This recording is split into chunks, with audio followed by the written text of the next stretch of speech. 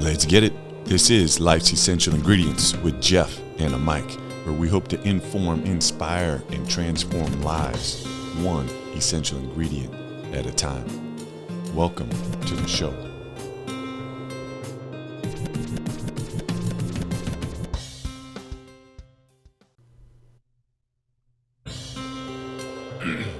Let's get it.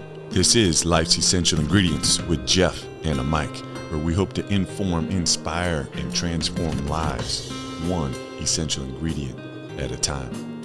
Welcome to the show.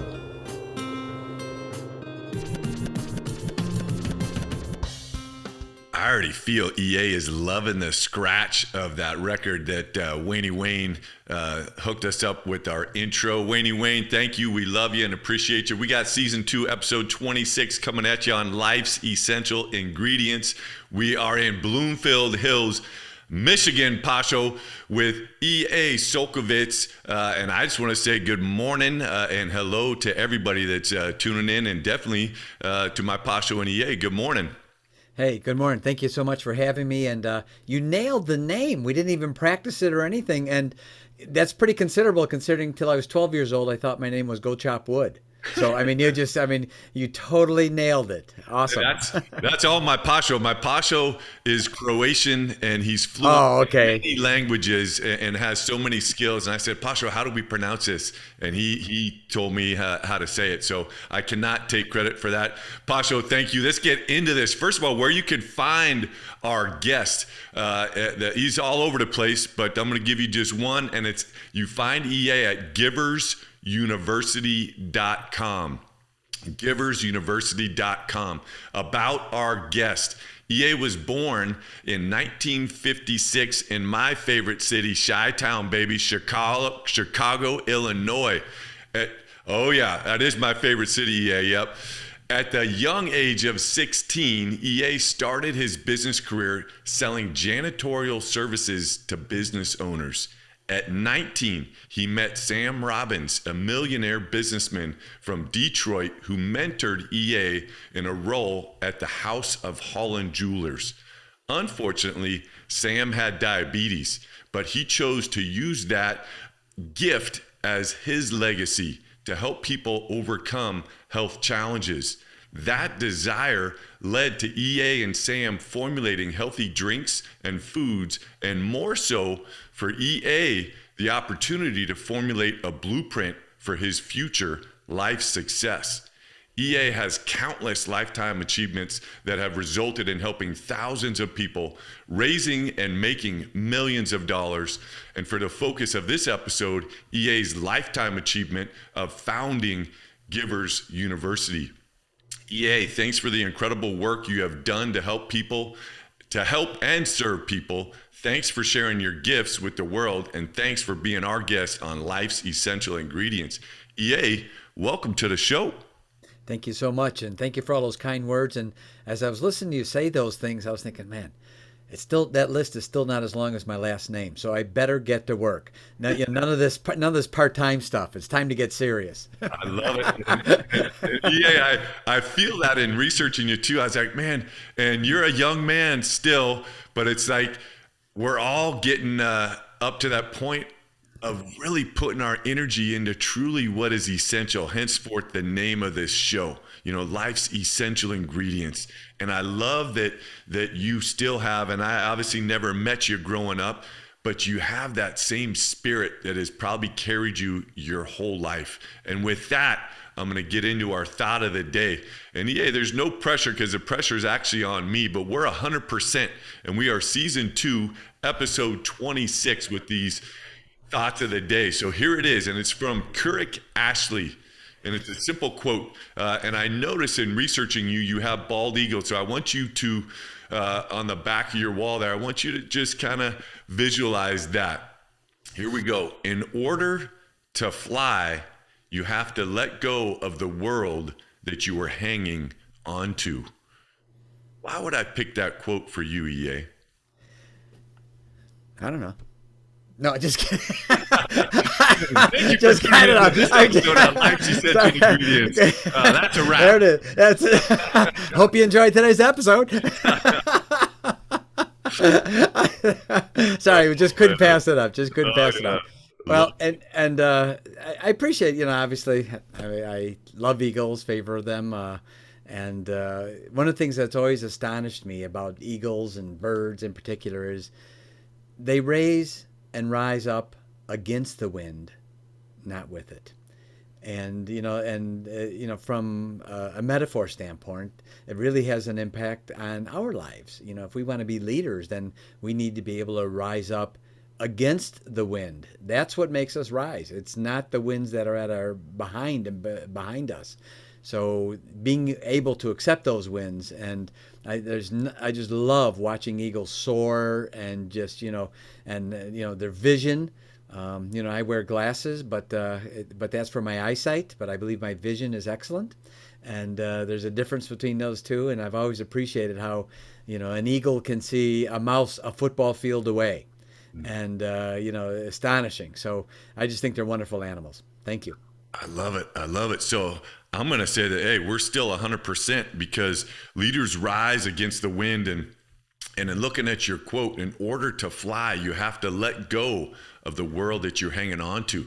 And so, I think there's so many things that potentially could bring us down and not allow us to rise up, and things that we do carry. And I think that's one of the things that you do in researching you. You have this mindset, this view, this vision to allow people to bring and develop their best self. And that comes out in your Givers University. And that's what's going to be so fun in this show, is to figure out, how did you figure that out?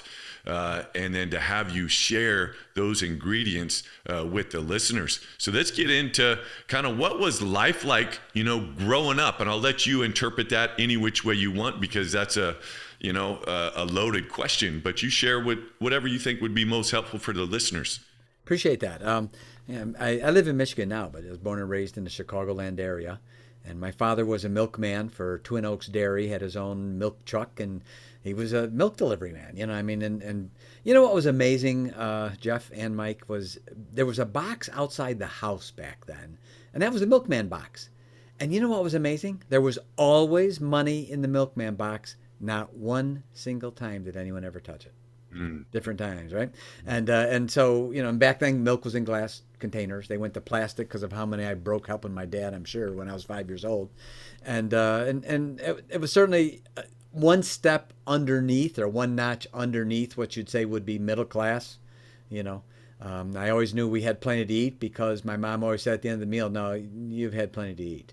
So I always knew we had plenty to eat. And so, she told me over and over again. And it's a very humble upbringing for sure. And then at 16, of course, I became a janitor, and then later on began to sell those services. But I had two extraordinary events that really were life-altering within a year or two's time period as a janitor. The first was I was able to be bondable. It means insured. So if my buffer, when I was cleaning a place, hit a piece of equipment, the insurance company would pay for it, right? That allowed me to be in expensive places, allowed me to also be in expensive homes. One of the homes I was in, every single Wednesday, I cleaned this lady's home. And when I say the name, it won't mean anything to your listeners, but when I make the movie reference, they'll know who I'm talking about. There was a movie out a few years back called The Founder. It's Michael Keaton plays Ray Kroc, and it's about McDonald's, right? It's actually a very good view. And, it says in the beginning of the movie, it's based on a true story. And it is, but it's not the true story. I lived in Oak Brook. I lived where the world headquarters of McDonald's was for decades and decades, right? So I witnessed the whole phenomenon personally in my life. I don't know if either one of you gentlemen caught the movie by any chance, but Michael Keaton does a pretty good job. And Ray Kroc is clearly painted in a way he was not in real life. That's all Hollywood spin and drama. Hollywood, right? Mm-hmm. And, they had to have the bad guy, and corporate bad guy was the bad guy, right? But in the movie, Michael Keaton, Ray Kroc, is constantly talking to a lady outside his office. He says, June this, June this, June this. That lady is June Martino. That lady is the lady whose house I cleaned every single Wednesday when I was 16 years old. Mm-hmm. And one day I asked her about McDonald's. And it was astonishing to me. I mean, this woman was worth, so many zeros, I couldn't count on my fingers and toes. And she was a local icon. When I met her, she already had the third most controlling stock in McDonald's, right? And so I asked her about McDonald's, and she brought me in the kitchen, and the whole day, even had the maid and butlers bringing us food, so she could tell me the whole story. from beginning to end. And the influence that Ray had on her was quite profound. I didn't know the word mentor back then. I didn't know how to spell it. I think I spent my hooked on phonics money on something else. But that's an age reference for anyone that knows the commercials from years ago, right? Yep. But and so, but she clearly, Ray had an influence on her. And I remember thinking, man, if I could just find a Ray Kroc. All I know is I'm the son of a milkman, burnt out janitor. I think my fun time is getting free songs on a jukebox at 2 a.m. when I'm cleaning a bowling alley. That's my highlight, right? If I could, and here, look at how the wealth and Rolls Royce in the garage, and she buys houses for all of her kids. I mean, this is and nice, happy, approachable, easy to talk to, the exact opposite of what I thought successful people were. And so I thought, man, if I could just find my Ray Kroc, someone that could put me under their wing. I don't even know what I don't know. All I know is I don't know it. That's all I know. I don't know, whatever it is, right? Wasn't a couple months later, I got a phone call came in at the janitorial service where I worked. My boss sent me over to meet this man. He was opening up a diamond store from Michigan in Chicagoland area, and the guy offered me a job. And he became the father I never had, even though I had a father, and I became the son he never had, even though he had a son. And I was very blessed. His name was Sam Robbins, and he was my mentor. And he was a puritanical genius. Not, I've met in my, almost 50 years business career now, I've met thousands of what I call educated idiots. All the book knowledge, they can spew it back at you, but zero execution and zero implementation skills, right? And so when I tell people, I've become an advocate of mentoring because of the influence my mentor had on my life, right? All the things at Givers University. I didn't make up any of it. None of it.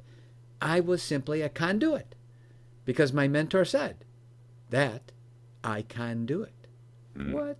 Anyway, so here we were at this ripe old age, and I'm listening to this man, and he is a puritanical genius, right? And he's done it. So I share with your listeners.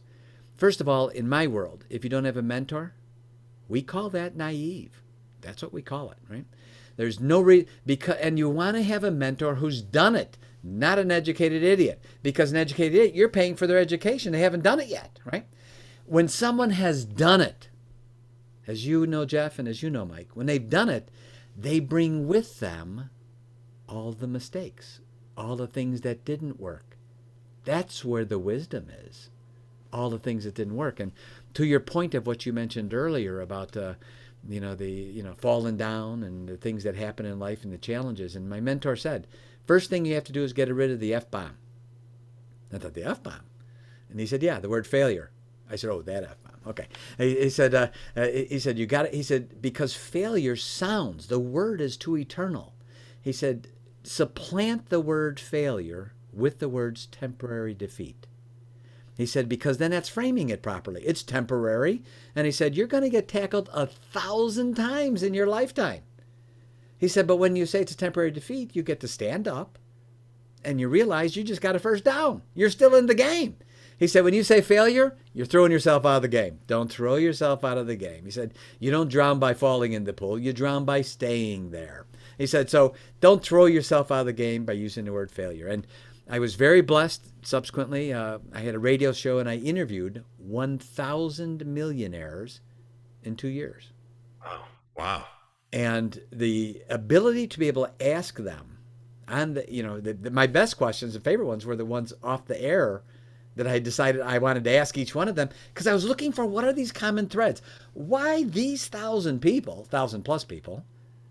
Even today, if you add in the United States, the average person's all of their income together in their whole life, it's still not $1 million.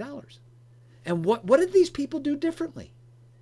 What did they do that was different than everyone else that helped them all become millionaires? So I was able to constantly glean and constantly learn, and I did have one ability, and it's the only ability. I say, find your superpower. What's your superpower? I only had one ability. I had the ability to say, I don't know about that. Could you teach me? I'd love to learn. That was it. Yeah. My mentor said, if you're the smartest man in the room, you're in the wrong room. He said, that's not where you're going to learn anything. So So by learning these things, and I'd like to share, if I can, what I would say is a profound story of business, the ingredients that you need, the essential ingredients you need, with a story that he shared with me about his childhood, if I could share that with your listeners. I would love it. Can I have you pump your brakes for one quick sec? Because you've said so much. I just want to recap like one or two things and then get into For that sure. story. Can we do that? For Because sure. I think, in listening to that incredible start of the show, I wrote down, and I'm taking notes the whole time that you're talking. Mike and I have always said, we just want to help one person through this episode and this podcast. And that one person is always either Mike or me or both of us. And so I've taken so many notes, but some key things that I think have been highlights of your life. One was the insight that you had to get bondable for creating opportunity for yourself, starting out with your janitorial. That was, I don't know where that came from, but that was really kind of key, I think, for you knowing that, hey, you wanted to be able to provide services to people that could take you somewhere, that could help you fly. Whether you realize it or not, that opened up a door for you that led you to get into the space that you don't even know what you don't know, but I have the confidence to be who I am, and I want you to teach me. And I just love that. And then my question on everything that you kind of shared, and I think the key thing that the listeners can take away is, how did you develop that self-awareness to just be kind of aware of who you are, how to play to your strengths, and then to kind of be able to see what you don't even know what you're looking for yet, but you mentioned, vision, that you've had excellent vision, even though you wear glasses, but it almost seemed like you had a magic ball that you tapped into early on to help you get where you are now. And I think the key was that self-awareness out of everything that you shared. I could be just dead wrong, but can you highlight how you developed that? And then let's get into that story, and I'm going to be quiet. Well, I appreciate those kind words, and I think, I have been around a long time. I've celebrated my 44th anniversary of my 21st birthday, and so and I think going back to the dinosaur age, if I would have been a dinosaur, I would have been a Questionosaurus Rex, and that was and that was really it. It was curiosity, even when I met June Martino, and I think, looking back at it, here's this icon woman, right? Just an amazing woman. And I think she knew when I asked her about McDonald's, and she could tell me about it, I wasn't asking because I wanted to get close to June, the icon, right? I think she knew and just sort of sensed I really wanted to know what happened with McDonald's. So I could say that there was an insatiable curiosity, and just, wow, that's fascinating, and just being fascinated by things and wanting to find out why, and not being afraid to be wrong and making the mistakes and all those things, because they seem sort of insignificant always, as a part of that. And then my mentor, when I was blessed and he came into my life, now, he started putting together those burnt out wires, the janitorial thought wires, if you will, and started rewiring that. And I got to say, that's why I'm such a huge advocate for mentoring. People should have mentors like Jeff and Mike. People should have people that have done it, who literally can say, don't do this, because when you do that, this is what happens. I have the scar to prove it. There's value in that, huge value. So to get to the story I'd mentioned, yeah, my mentor shared with me a story about what it was like to live during the Great Depression in the United States. And he said, people were jumping off of buildings because they had lost their fortunes, committing suicide. He said multi-mile long soup kitchen lines, multi-miles waiting in line to get a bowl of soup. He said it was desperate times. He said, for some of our meals, we even ate cardboard. Desperate times. And so he was just walking around one day, and no one was hiring, and people were laying off and firing people. And he went by the store, and there was a guy standing in the back of the store all by himself. So he just went in, just do nothing but burn the clock. That was all it was, right? And it turns out the guy was the owner of the store. It was a sewing machine store. It's filled with sewing machines. And the guy said, he said, well, I said, obviously no one's buying sewing machines. They're looking for food right now. He said, I paid for all these. They're all collecting dust. And he said, and I had to let all my employees go. I couldn't afford to have employees. He said, I basically unlocked the door every day to keep an eye on the sewing machines. That's it. He said, that's it. It's just me. And my mentor had this flash in his mind. And he said, well, how about if I help you sell some of these? And the guy said, well, what do you have in mind? He said, well, certainly people can't afford to buy a sewing machine. He said, but how about if we sell them on payments? And he said, I'll set it up. We'll split the payments. If someone walks with a sewing machine, I'll back it, so you won't be out anything. There's no risk on your end. You've already paid for them all. And the guy said, man, go for it. But if one moves, that's more than what's moving now, right? The next thing he did was extraordinary. He put together a flyer for women to work from home. He told me he never fully caught up with the response. It was so voluminous. He said, and what he did was he sold these sewing machines to women. They could work from home on payments. He gave them the patterns to sew with. He gave them the material to make the clothing out of. And he guaranteed he would buy the clothing from them, thus guaranteeing their income so they could make the payments on the sewing machine and have an income left over, which everyone desperately needed in those desperate times. It didn't end there. He then took that clothing, sold it to stores as deep discounted, handmade, high-quality clothing that all the stores wanted for all their customers. They have high-quality clothing that was very deep discounted for their customers. Mike and Jeff, in 18 months, when people were jumping off of buildings committing suicide because they lost their fortunes, multi-mile-long soup kitchen lines, in 18 months, he earned $1 million. Now, when someone tells me they have a business problem, I just look at him and I smile and I said, no, you don't. You think you do. And that was one of the things my mentor taught me as sort of the moral of the story. He said, well, the first thing it is, he says, I recognized everyone's problems and I solved them.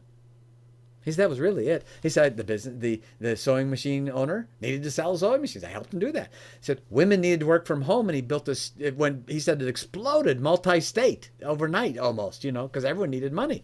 And he said, so I helped them earn money. I helped the stores. I helped the stores with their customers. Then he said, and all I did is I just went down the line and said, what's his problem?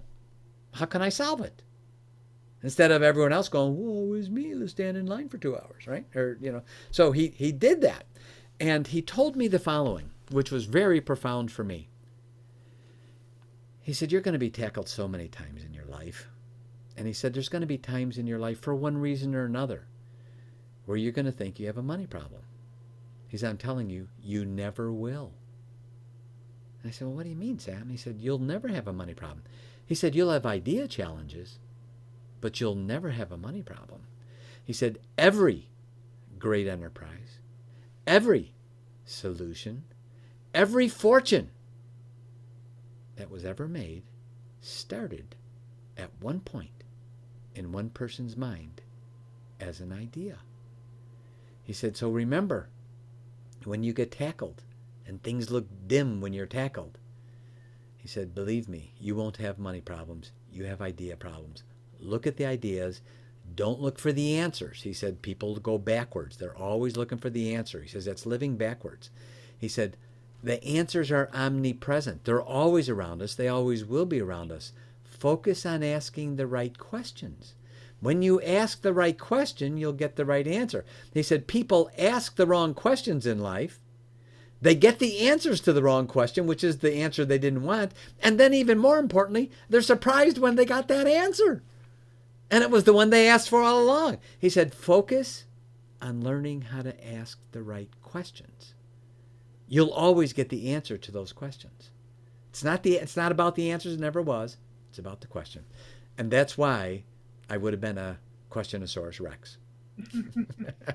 What an incredible story. Man, let's get into Sam, and obviously had such a huge impact on your whole life, your career, Givers University, everything. But what did you guys do? I was fascinated because I really think it's how you developed your blueprint. It seemed like in researching you when you guys created your healthy food products, because there you were doing everything that you just said. And how did Sam, with his diabetes, he said, I want to make a difference, want to leave a legacy. And then you guys kind of came up with that idea and solved a problem and asked the right questions. But walk us through that briefly, and then let's get into, I know you have a short time, but I would love to learn more about your Givers University. But everything you got is we're just fascinated with you're an incredible storyteller. So let's get into it. Thank you. Well, at 19 years old, I asked Sam, I said, Sam, will you teach me everything? Don't hold back. Teach it all to me. And he said, yes, I will. He said, but I want one thing from you. He said, when the time is right, and you will know that time, I want you to teach as many people as you possibly can everything that I taught you. So at 19 years old, I made a vow.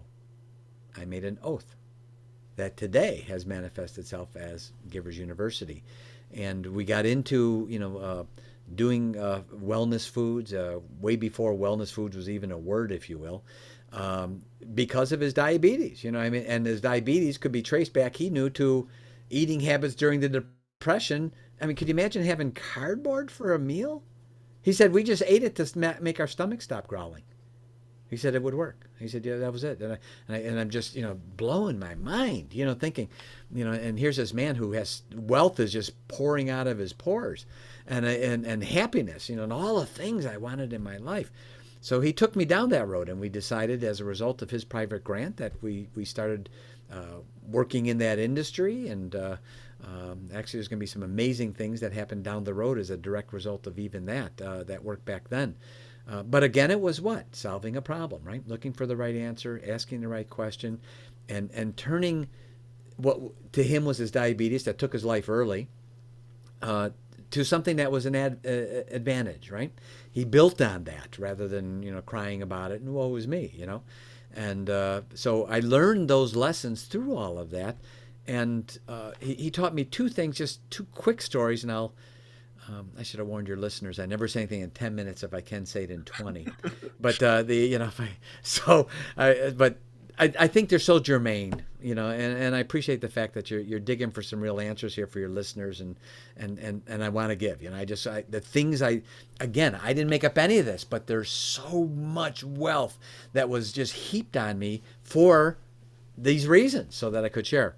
So two things that happened that were significant with Sam that had an impact on all of this, and it's the macro view of the nutritional foods and the wellness foods and all the successes we had in life. At 19, he told me, let me tell you about this thing called life. I thought, okay, this should be interesting. All right. How's that work? He said, well, picture in your mind this huge scale.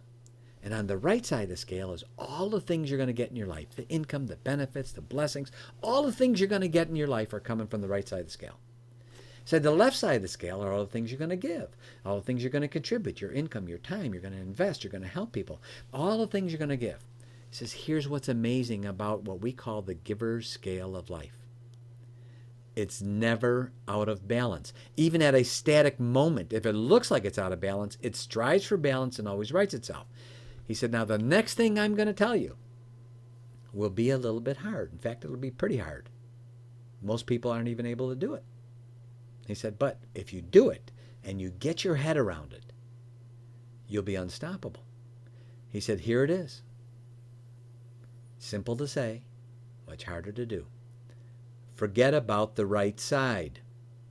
Forget about everything you're going to get. And he said, make it your life goal and your daily goal every day to heap so much on the left side of that scale that your new objective every day is to get that scale out of balance because you have heaped so much on that left side. And he said, when you do that, you'll never have to worry about what you get on the right side. And I can share with you, I tested those things and they worked. What I'm about ready to say is not to be braggadocious. I want to let your listeners know these things are real and they work. They're not utopian, right? At 23, I became a millionaire. Why? Giver's life scale. At 33 years old, 1989 was the first year I earned $1 million in 1 year in salary after I paid my taxes and personal income. Not business income, that's personal salary. After I paid my taxes. I was 33 years old. Right? Why? The giver scale of life. It wasn't me. I listened to someone else who had done it. Sam had earned $1 million in 18 months during the Depression, which is probably 20 million or more now in an 18-month time period, converting to dollars. So he did it. So I just listened to someone else who did it. So for your listeners, get a mentor who's done it. So much easier and better. The second thing quickly in the lesson, my mentor came to me, and at this point, by the way, I'd worked my way up, and we were equal partners in many businesses, 50-50. And his health was deteriorating. His diabetes was taking a toll. So he came to me one day, and I was looking down working, and he said, yeah, I'd like to propose that we compete against each other. I looked up, and he had that look, right? Digressing. Years ago, there was sort of a funny little kid show out called The Monkees. It was about this fictitious musical group called The Monkees, right? And one of the guys was Davy Jones. And every episode, Davy Jones fell in love. And whenever he fell in love, his eyes would sparkle and twinkle because he just fell in love, right? My mentor had that look, all right? He had the Davy Jones fell in love look. So I looked up and I saw that look. I thought, oh boy, this is going to be really interesting. What does he mean by competing? I said, Sam, what do you got in mind?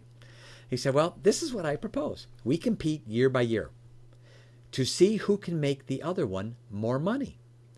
And whoever is the winner, that means they made the other one more money than they made them. He said, whoever is the winner gets to ask the loser for anything they want, and they have to buy it for them. And I said, oh, okay. Let me make sure I understand this, right? Okay, what you're saying, Sam, is we're going to compete every year, year to year. And if you make me more money than I made you, you win, I lose. You get to ask me for anything you want, and I, as the loser, I have to buy it for you. He said, that's right. And I said, okay, wait a minute. So that means the other side is true too, right? That means if I make you more money of the year than you make me, then I get to ask you for anything, and you have to buy for me. He said, that's right. Mike and Jeff, I will never forget the sigh I made before I said, okay, let's do it. Because I thought this is going to be really interesting, right? Guys, the first year, he beat me so bad. It was brutal. It was brutal what he did to me. He made me so much money that year. And guess what? I ended up paying cash for him for a house in Florida. And I couldn't be mad. I mean, I had the money. He had made me the money, right? And I said, man, I got to get smart quick. This is going to be brutal every year. I mean, I just paid cash for a house for him in Florida, right? So the next year I did win, and he bought me an aircraft, and then I became a commercial pilot. The next year I won, he bought me a limousine, and I had a full-time valet. The next year he bought me another aircraft, so now I had 2 planes. And then we just started carrying it forward. And guys, it hit me. It took me 4 years to figure out what he had really done. He knew his health was deteriorating. He knew he couldn't keep the pace with me. I'm 33 years old. He couldn't keep the hours and just a regular scheduled pace from our many business interests. He wanted me to win. The reason he wanted me to win is he didn't want my mind to get goofed up because we were splitting everything 50-50. Since we were splitting 50-50, if I was working harder than he was, potentially my mind could get goofed up because it's not a fair even split. He wanted me to win. Mike and Jeff, I remember thinking, what kind of man comes up with this stuff? How spectacular. I mean, to forecast that in my mind, that my mind would potentially get goofed up because we were splitting everything and I was working harder, to want me to win it and to benefit by that. That was my mentor, puritanically. So later on, we began to call that the Giver's Contest Intention. And we teach people how to build communities around them and how to have the right people around them as opposed to having wrong people around them. And so those are the 2 stories I want to share with you, both of them right from my mentor, and lessons impacting my life at almost a cellular level. Wow. Well, I know you got to go, but I got two things. One, you just mentioned it, discernment as a life skill. All the stories you've shared have been incredible. And unfortunately, everybody knows life is full of challenges.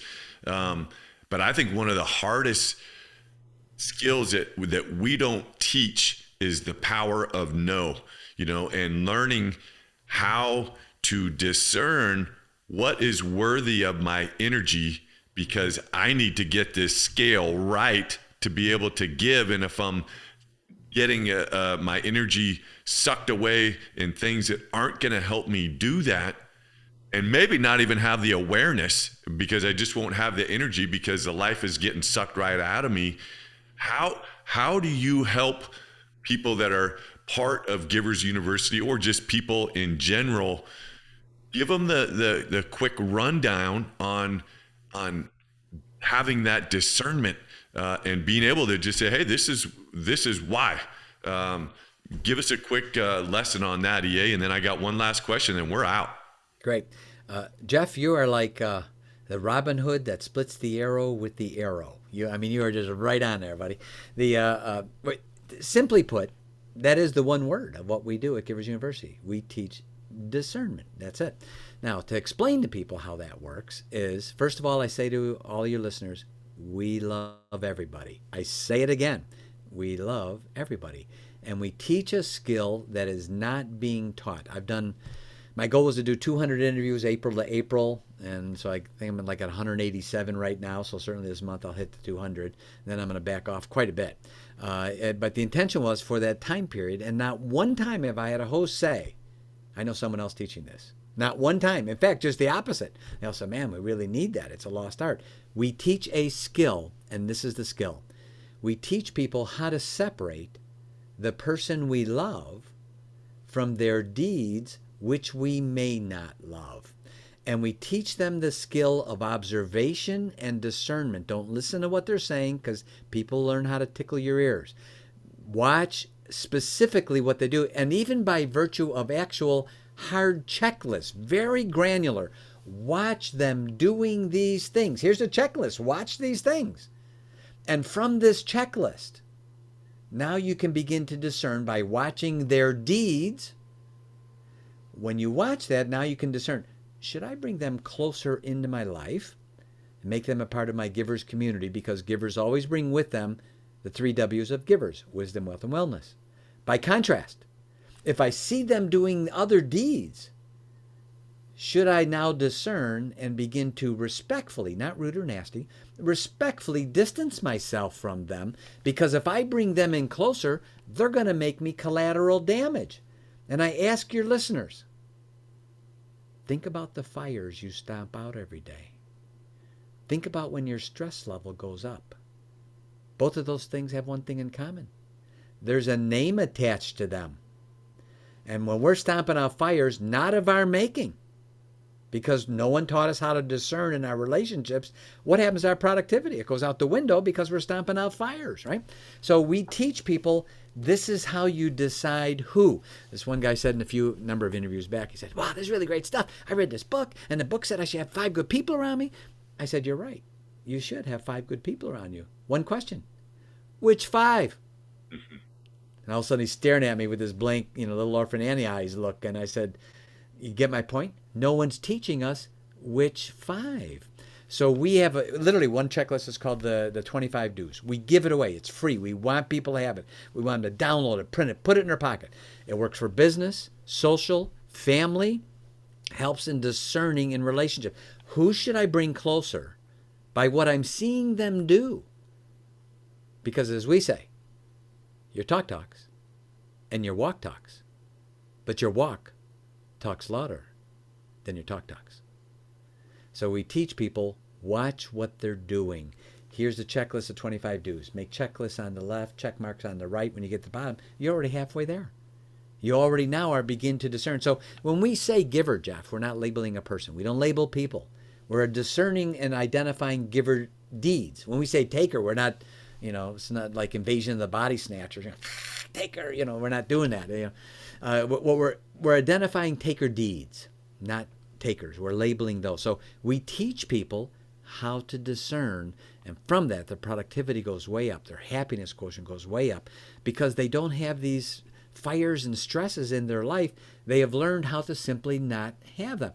I'm a self-improvement guy. You're a self-improvement guy. Mike's a self-improvement guy.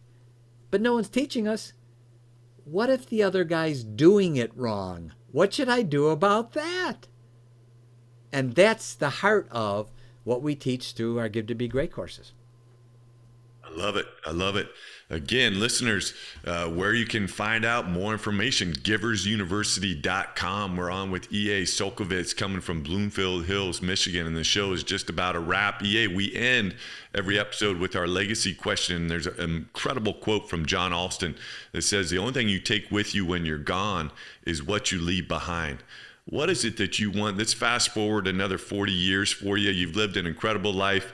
You've helped so many people. You're on your deathbed. You have all those people that have been in your life surrounding there, just showering you with love. What is it you want to be in their heart when you take your last breath? I would like to have them be able to repeat to me the things that my mentor told me in 3 phrases and talked me into saying every day of my life. Because he said these 3 phrases will help you through the great times and the challenging times. And I can share with you that as fortunes came and went and came and went and came and went, and the blessings, incredible blessings, and pretty significant challenges all along the way, these 3 phrases are the phrases cumulatively I would like them all to know and be saying. That's so important for me, even when I'm no longer here.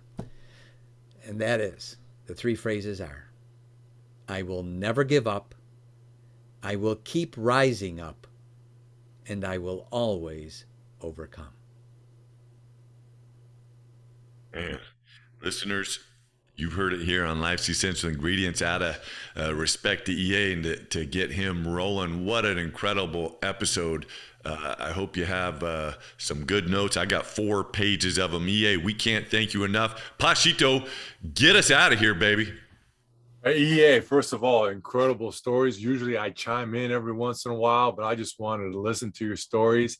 And I always appreciate stories with a lot of humor in them. So thank you so much for uplifting our day and educating us and all the listeners.